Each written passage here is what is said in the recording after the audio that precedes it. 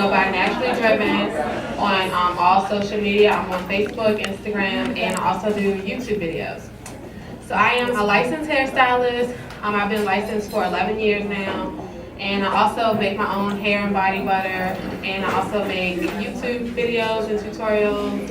And I pretty much do anything that involves hair, all types of hair, whether it's relaxed or natural. My main focus is just healthy hair.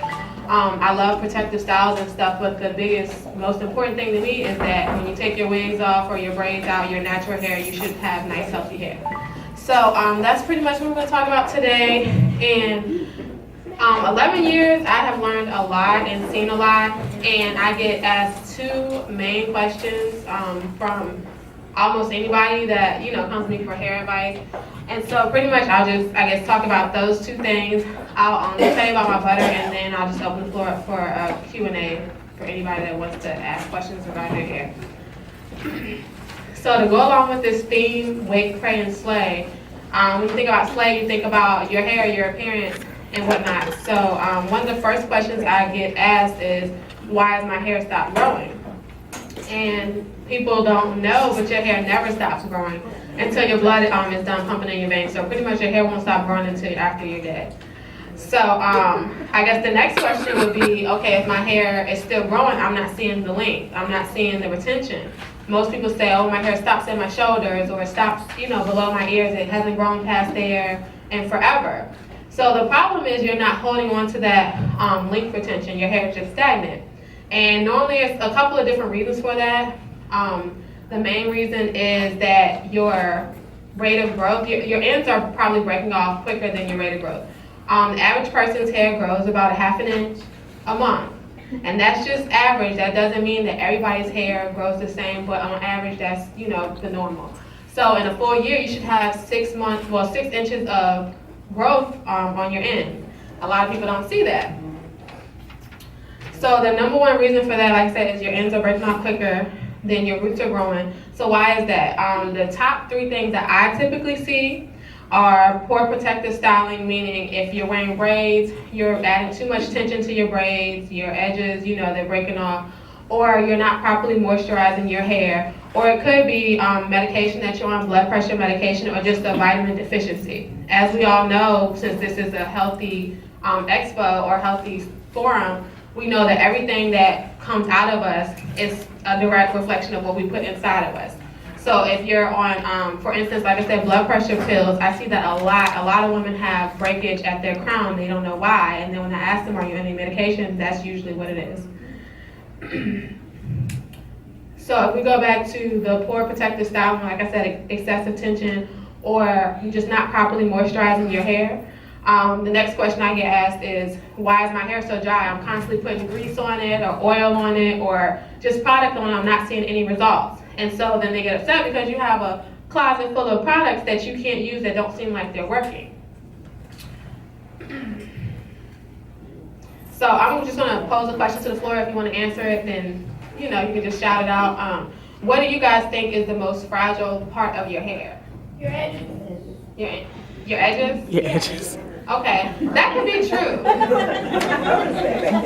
Your crown, top of your hair. Anybody else? The end? Your ends is usually the most fragile part of your hair. The reason being, that's the oldest part of your hair. That's the part of your hair that is exposed to all the elements out in the air, the weather, just manipulation playing in your hair. That's the part of your hair that usually breaks off the quickest. Unless you have, like I said, a scalp issue or medication or something, then your roots are typically your strongest part of your hair. Your edges are fragile too, so you do have to be careful with those, like I said, with the styling and the pulling and all that type of stuff, because you don't want to pull your edges out.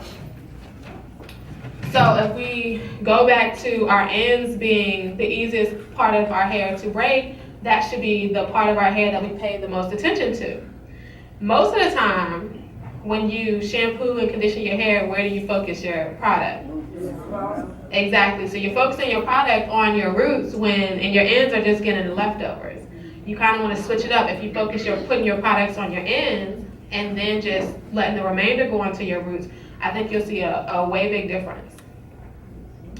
So I don't know if you guys have heard of the lock method or the LCO method. Has anyone heard of that? regarding natural hair? Okay, so lady, has anyone heard of Alakay Naturals products? They're on Target. Well, that lady, I've actually followed her. She's about my age. I followed her since she was in college. She started making products just like I do at home in her kitchen. And now she has literally an empire. But she coined the lock method. And it's just 3 letters, LOC, or you can switch it up and do LCO, whatever works better for your hair. So the L is for your liquid, and typically that's going to be like a leave-in spray, whether it could be just something very lightweight. You don't need anything heavy or anything to weigh your hair down. The C is going to be your cream. So you can use a cream moisturizer, a cream holding if you're natural and you want to do natural styles, or you want to do like rod styles or roller styles. You want something that's going to give you a hold. So you want to use a cream that has hold. And then you follow it up with your oil. So the reason why I switched it up and do LCO is it makes more sense. So if you're thinking about our hair is very similar to our skin. When you take a shower, you get your skin is most moisturized as soon as you get out the shower and you put on lotion or butter or whatever you use, right? If you wait till your skin dries and then put it on, it's just kind of sitting on top of it. And then you find yourself reapplying lotion throughout the day. So your hair strands are the same way. After you do your shampooing and conditioning, like I said, you want to follow up with your leave-in spray, which will be your liquid. Then you'll follow with your cream. I typically use my cream that I made myself, and then I'll follow up with an oil. You can use basic oils. You don't have to buy anything fancy. Coconut oil, extra virgin olive oil, jojoba oil, any plain oils that you have. Just don't use anything that says mineral oil. So if you go to like the local beauty supply stores, like the ones down the street, you'll see they say, oh, well, that's African pride oil. If you read the ingredients, it's mineral oils, it's petroleum, it's just junk that's not benefiting your hair. So your best bet, go to Walmart, buy a bottle of olive oil that you cook with, and that'll work. So the oil pretty much is a sealant. It'll seal in whatever you put in your hair. So since we're talking about moisturizing, everything that we do pretty much, you have to start with the foundation. So before you can get to the product part of what you're putting on your hair, you have to get to the foundation, which is your shampooing and conditioning regimen. So I tell everyone, you don't have to use a specific brand as far as shampoo and conditioners go. Just make sure if you're relaxed, you're deep conditioning your hair. If you're natural, you're deep conditioning your hair. That's where it all starts. Water is the key to moisture. Every product that is a moisturizing product, the first ingredient is always water. So just make sure you're doing that properly, and then you can follow up with the lock method or the LCO method. And as far as shampooing and conditioning go, I'm not sure how many people are natural, but I know it's like a trend to do the co-washing thing. I personally do not recommend that. Like I said, your hair is like your skin. So you wouldn't sweat all day and then go home and take a shower with lotion. You go home and take a shower with soap. Even though the soap is going to dry your skin out, you replenish your skin with putting moisture back in. Your hair is the same way. Do not use these co-washes, especially when you're taking out protective styles or styles that you've layered products on. You need to cleanse your hair, cleanse your scalp, get that stuff off so that you can start with a clean slate and then reapply your products, and you'll have a whole lot better results with that. And then the last tip that I would say regarding moisture is just like I said, it starts from the inside out. So make sure you eat plenty of fruits and vegetables, processed food, fast food, fried foods. It's not doing anything for you internally or externally. And I can say that because when I was in college, I ate out literally every single day, and my hair never, ever grew past just touching my shoulders. Now, when I straighten my hair out, it's down to the back of my bra.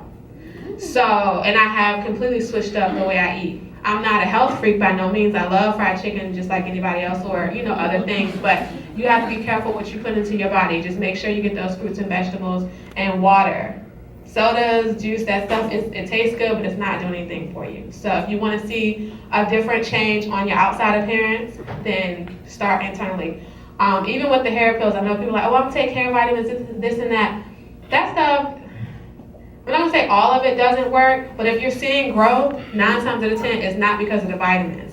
It's because you're putting something internally that you were missing, whether it was a vitamin deficiency or something, but you're holding on to that length of retention. If you would change up, just a couple of things like we talked about, the lock method or your shampooing and conditioning regimen, or, you know, protective styling, whatever, change that stuff up, you'll see a difference with or without the pills.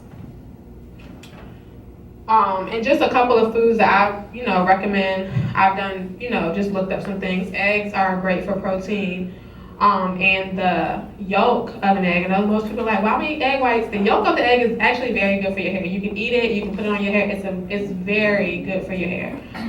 Sweet potatoes, salmon, nuts, granola, avocado, stuff like that. They still taste good in my opinion, but they're also beneficial to your hair and your skin. So I'll touch on my product. Pretty much it's called Cocoa Mint Moisture Butter. The name comes from cocoa mint. It smells like a peppermint patty, chocolate and mint. And then it's a moisture butter. It locks in the moisture that you put into your hair. So I recommend people to use it for, like I said, protective styling. I use it in my hair. This is just a twist out set. So I used it as part of my LCO method in my hair, and I don't have to moisturize my hair anymore until I get ready to wash it again. I also style my friend's hair. She has crochet braids, and so I'll layer it on to all of my clients that we're doing protective styling on. I'll layer it on their hair, and they see a big difference in how their hair feels when they take their braids out.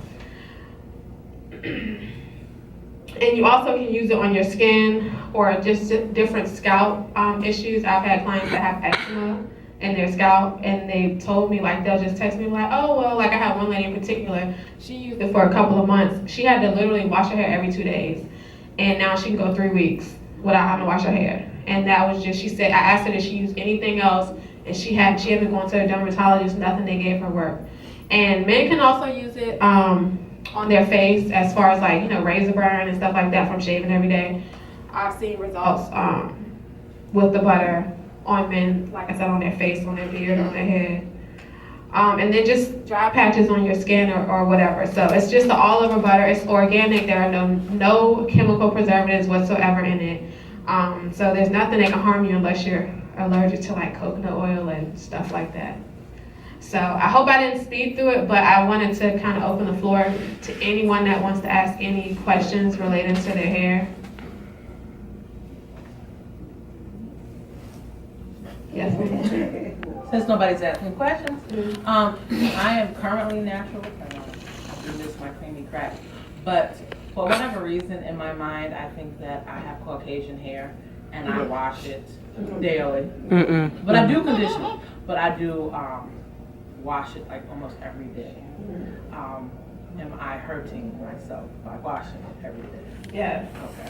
Because just not necessarily natural hair, but African American hair texture is just, our hair is prone to being drier than our Caucasian sisters. Just from our natural oils, our hair is coily, so it takes our hair a whole lot longer for the oil on our scalp to reach the ends. So if you're washing it every day, you never give it a chance to reach the ends, whereas their hair is just straight. So their hair after 1 or 2 days is completely oily.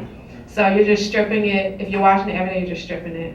Is it a reason why you wash every day, like, you know, going to the gym or sweating or anything, or you just like to see how it feels? I'm a germaphobe. That's what Well, try to wash it twice a week. You think you can do that?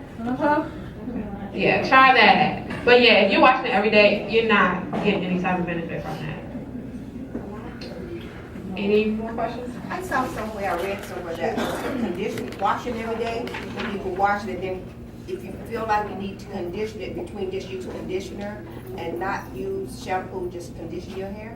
So that's the co-wash thing. Okay, and you said that's not necessary. Yeah, I don't recommend that. I've done it a couple times in situations like that. Like, say I styled my hair, like rolled it or something that didn't turn out right. The next day, I'm not gonna go wash my hair again because it's not dirty. It doesn't have product buildup. So I will use a co-wash, but as a cleanser, no, you don't want to use that. And you don't want to co-wash every day because you're just piling that conditioner on there and you're not getting it off. So that's an option every now and then, but it's not something that I would recommend as a cleansing thing.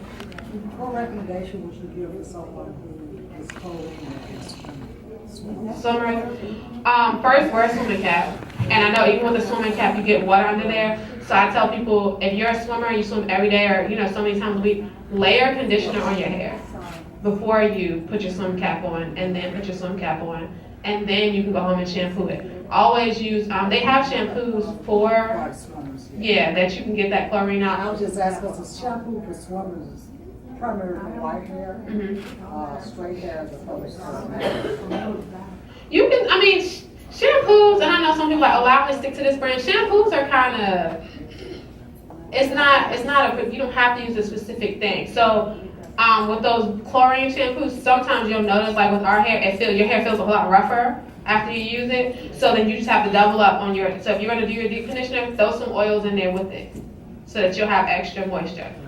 But yeah, no matter what you do, do not swim and not at least rinse your hair out. If you have braids or whatever, rinse that chlorine out, because that chlorine will eat your hair up. And if you have color, it will change the color of your hair, and you will get funny looking colors, and you can't get it out.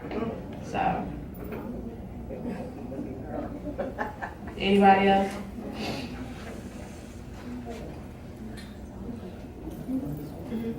You said that you made those products that you're talking about? Yes, ma'am. Oh, okay. How did you come up with that?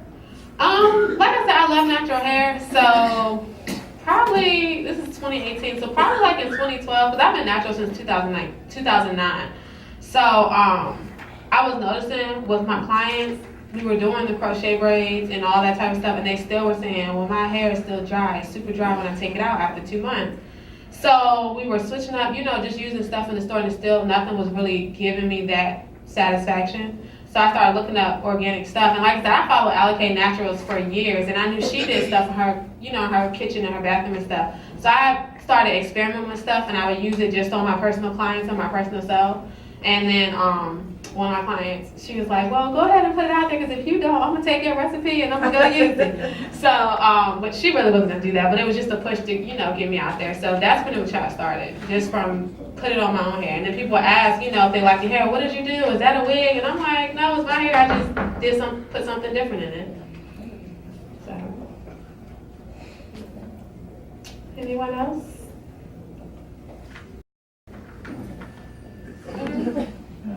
So, do you have a shop, or do you just do at home? No, I actually work in a salon. It's not my salon, but I have a booth. The salon is called the Lion's Mane. It is in Colonial Heights on the Boulevard.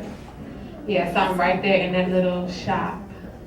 I'm there on weekends, just Fridays and Saturdays, because I do have a full-time job. So, my information is on my card if you want to come and do a consultation, or just, get your hair done or check me out. It's all on there. Anyone else? All right, so if you want to, look at my products or just come by, have a tester, you can feel it, run on your skin, see how you like it. I'll be over here.